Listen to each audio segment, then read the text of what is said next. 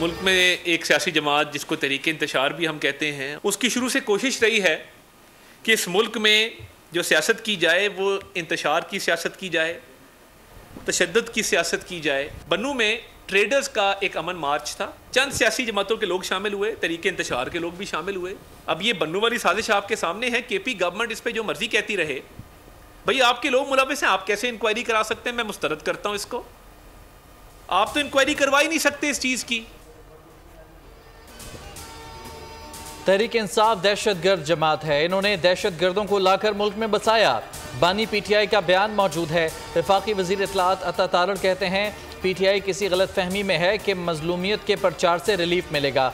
PTI की कोशिश थी कि बन्नू वाक़े का इल्ज़ाम फौज पर लग जाए।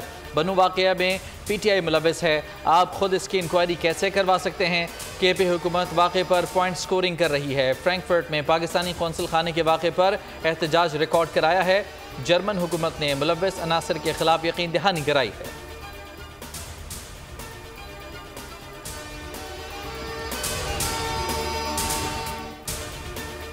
फ्रैंकफर्ट में अफगान शहरियों का पाकिस्तानी काउंसलेट पर धावा, 10 से ज्यादा अफराद की अंदर घुसने की कोशिश, पथराव भी किया। पुलिस ने 2 अफराद को हिरासत में ले लिया। पाकिस्तानी सिफारती हुकाम ने जर्मन वजारत खारजा के सामने मामला उठाया। जर्मन हुकाम की पाकिस्तानी सिफारती हुकाम को तहकीकात की यकीन दहानी। पाकिस्तानी सिफारत खाने का कहना है कि शरपसंदों को कानूनी नताइज का सामना करना पड़ेगा। पाकिस्तानियों से पुरअमन रहने की अपील है। वाक़े पर पाकिस्तान का जर्मनी से शदीद एहतजाज। इस्लामाबाद में सीनियर जर्मन सिफारतकार की दफ्तर खारिजा तलबी, एहतजाजी मरासला थमा दिया। वाक़े के जिम्मेदार इंतहा पसंद अनासर के खिलाफ कार्रवाई का मुतालबा, कहा सिफारती अमले का तहफ़्फ़ुज़ जर्मन हुकाम की जिम्मेदारी है।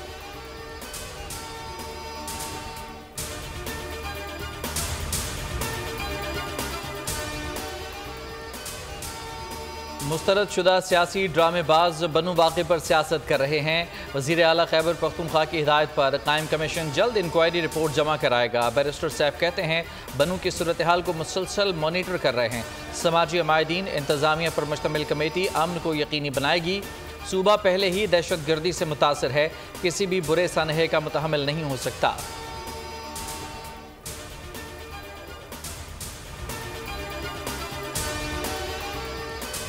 खैबर पख्तूनख्वा में लाकानूनियत अरूज पर है। अमनो अमान की सूरत हाल पर सूबाई असम्बली का इजलास बुलाया जाए।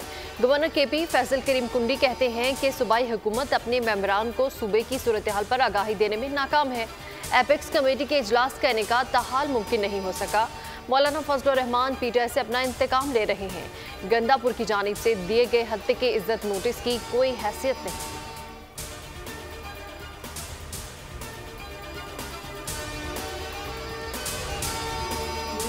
सियासी मामलात से मेरा कोई लेना देना नहीं है। मैं छोड़ चुका हूँ कि मुझे लग रहा है अगर यही हालात रहे तो मैं तो लोअर मिडिल क्लास में गिर जाऊंगा, खुदा ना खास्ता। आसिफ करमानी ने मुस्लिम लीग नून को अलविदा कह दिया। कहा अवाम महंगाई और बिजली के भारी बिलों से मर रहे हैं। खुशामदी टोला सब अच्छा है कि गर्दान कर रहा है। नवाज शरीफ साहब सब अच्छा नहीं है, तफसीली बयान जल्द जारी करूंगा।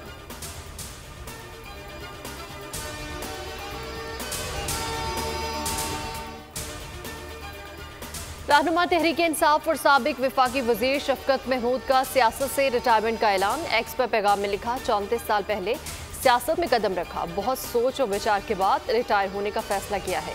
ये फैसला किसी प्रेशर की वजह से है और ना ही इरादा किसी और सियासी जमात में जाने का।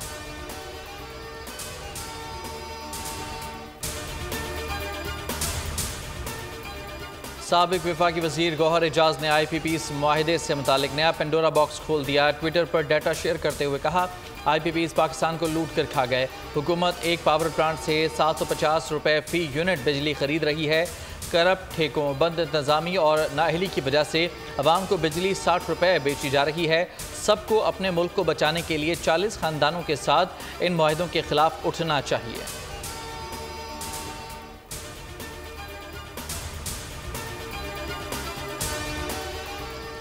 IPPs को कैपेसिटी चार्जेस की मद में हुकूमत की जानिब से हर 3 माह बाद 150 अरब रुपए से जायद की अदायगी। बेशतर कारखाने बिजली पैदा किए बगैर अरबों रुपए वसूली के मजे लूट रहे हैं। वज़ीर आज़म ने मौजूदा पावर परचेज माहदों पर नजरसानी के लिए वज़ीर तवानाई अवैस लगारी की सरबराही में वजारती कमेटी बना दी। कमेटी कौमी मईशत को अरबों नुकसान पहुंचाने वाले मुआहदों का जायजा लेगी।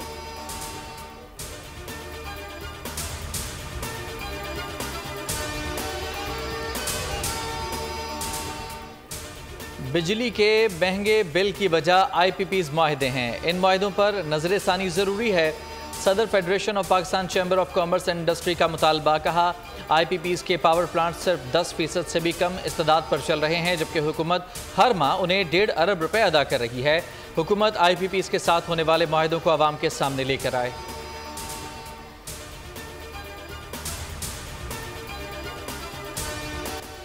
कराची वालों को बिजली के बगैर बिल में हाई वोल्टेज झटका देने की तैयारी। बिजली फी यूनिट 5 रुपए 45 पैसे महंगी होने का इम्कान। के इलेक्ट्रिक ने फ्यूल प्राइस एडजस्टमेंट की मद में दरख्वास्त जमा करा दी। इजाफा मई और जून के माहाना फ्यूल प्राइस की मद में मांगा गया। नेपरा के इलेक्ट्रिक की दरख्वास्त पर 30 जुलाई को समाअत करेगा।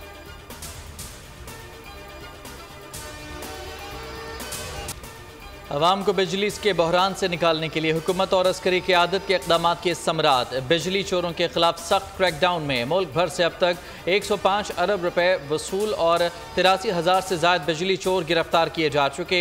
30 जून ता 17 जुलाई के दौरान मुतालिका इदारों ने लाहौर, गुजरांवाला, फैसलाबाद, मुल्तान और इस्लामाबाद में बिजली चोरों से 1 अरब 63 करोड़ से ज़ायद रकम वसूल की।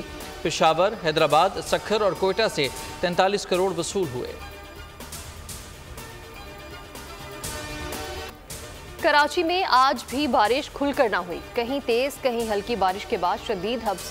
रात के वक्त भी शहर कायद का दर्जा हरारत 33 डिग्री सेंटीग्रेड रिकॉर्ड। गर्मी की शिद्दत 43 डिग्री तक महसूस की जा रही है। महकमा मौसमियात का कहना है कि आज और कल हल्की बारिश का इम्कान है।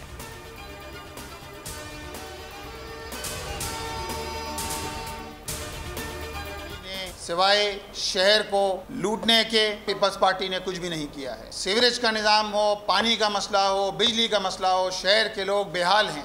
शहर में रोज़ाना एहतजाज कर रहे होते हैं। आपका एक ही काम रह गया है, करप्शन करो, माल बनाओ। ये काम रह गया है पीपल्स पार्टी का। अमीर जमात इस्लामी कराची मनम जफर की शहरी हुकूमत पर तनकीद। कहा बारिश के बायस जो खदशात थे वो दुरुस्त साबित हुए। बारिश शहर के कुछ इलाकों में हुई लेकिन नालों की सूरत हाल अबतर हो गई। छोटे बड़े नालों की सफाई नहीं हुई। इनका एक ही काम रह गया है, हुकूमत करो, करप्शन करो, माल बनाओ। 2 घंटे आती है, 3 घंटे जाती है, कोई पूछने वाला नहीं है, कोई मकसद है, कोई हिसाब किताब नहीं है। 120 यूनिट के भी मेरे पास बिल आता है, तकरीबन जो है 9,000 10,000 रुपये का बिल आता है। इतने टैक्स हैं कि पता ही नहीं चलता कि असल बिल कौन सा है। ये टैक्स, वो टैक्स, फलाना टैक्स, ढिमकाना टैक्स। ये अल्लाह करे कि हमारी हुकूमत को थोड़ा सा रहम आए। एक तो शदीद हब्स, ऊपर से के इलेक्ट्रिक के अजाब। कराची के मुख्तलिफ इलाकों में बदतरीन लोड शेडिंग। 12 से 14 घंटे की लोड शेडिंग से शहरी अजाब में मुब्तला। शिकायत के बावजूद के इलेक्ट्रिक के कान पर जूं तक नहीं रिंगी। Liaquatabad, Nazimabad, New Karachi, Federal B Area, Garden, Korangi, Landhi, Pakistan Chowk, Shahrah Liaquat और दीगर इलाकों में 12 से 14 घंटे की एलानिया और गैर एलानिया load shedding.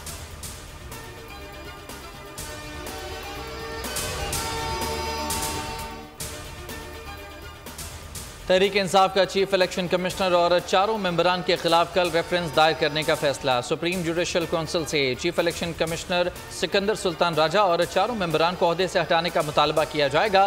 Barrister Ali Zafar reference दायर करेंगे। बानी PTI ने बतौर वकील अली जफर को इलेक्शन कमीशन के खिलाफ रेफरेंस दायर करने की जिम्मेदारी सौंपी है।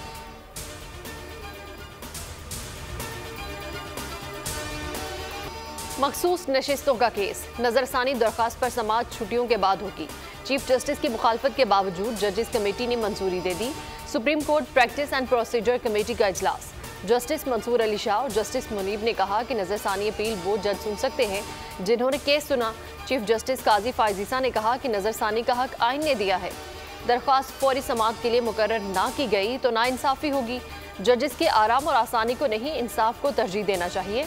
जस्टिस मुनीब अख्तर ने कहा कि तातीलात सुप्रीम कोर्ट रूल्स के तहत होती हैं। जस्टिस मंसूर शाह ने कहा कि छुट्टियों के बाद दस्तयाब नहीं। सुप्रीम कोर्ट ने इजलास के मिनट्स जारी कर दिए।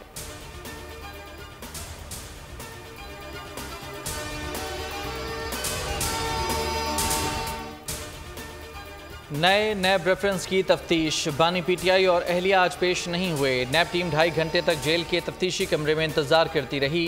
ज़राए के मुताबिक जेल इंतजामिया ने दोनों को मुतादिद पैगामात भिजवाए, ताहम दोनों तफ्तीशी टीम के सामने पेश न हुए। पीर की सुबह बानी पीटीआई और बुशरा बीबी को अदालत में पेश किया जाएगा।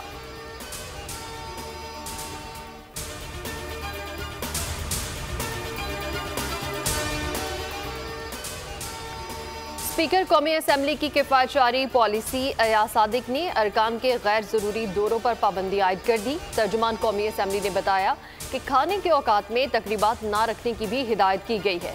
स्पीकर कौमी असम्बली ने कायमा कमेटीज़ के चेयरमैन का नई गाड़ियाँ देने का मुतालबा मुस्तरद कर दिया।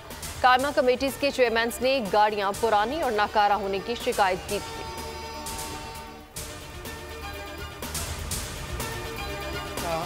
तिबी सहूलतों के हवाले से पाकिस्तान का नहीं बल्कि इस खत्ते में सबसे शानदार एक इलाज मौलजे का अस्पताल सेंटर होगा। अशराफिया साहिब हैसियत दुनिया में जहाँ चाहे महंगा तरीन इलाज करा सकते हैं मुझ समेत, लेकिन आम पाकिस्तानी कहाँ जाएगा कि गरीब आदमी का इलाज 100% फ्री होगा।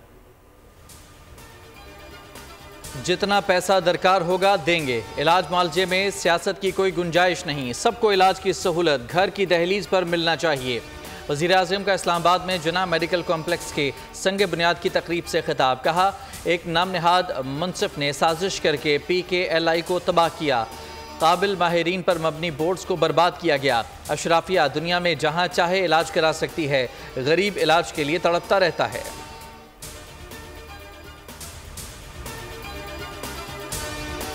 ये समझते हैं कि अमन हमारी जरूरत है और ये अमन हमें फराहम करना हमारे हुकूमत और रियासत की जिम्मेदारी है। और अमेरिका की इस लड़ाई के नतीजे में, ये हमारी लड़ाई नहीं थी, इस पर हमारे इस खित्ते के दुश्मन खुश होंगे। अपनी हुकूमत से ये मुतालबा करते हैं कि हमें अंधी लड़ाई में न झोंका जाए। और फिर ये हुआ कि हमारी मईशत को 150 से 200 बिलियन डॉलर का नुकसान हुआ है।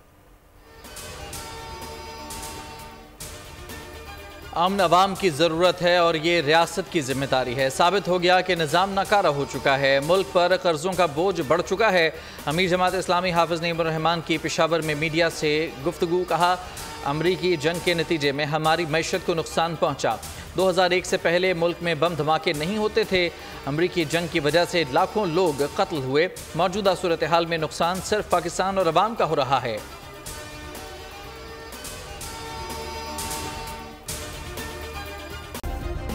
सब्सक्राइब करें और बेल दबाएं ताकि कोई खबर रह न जाए।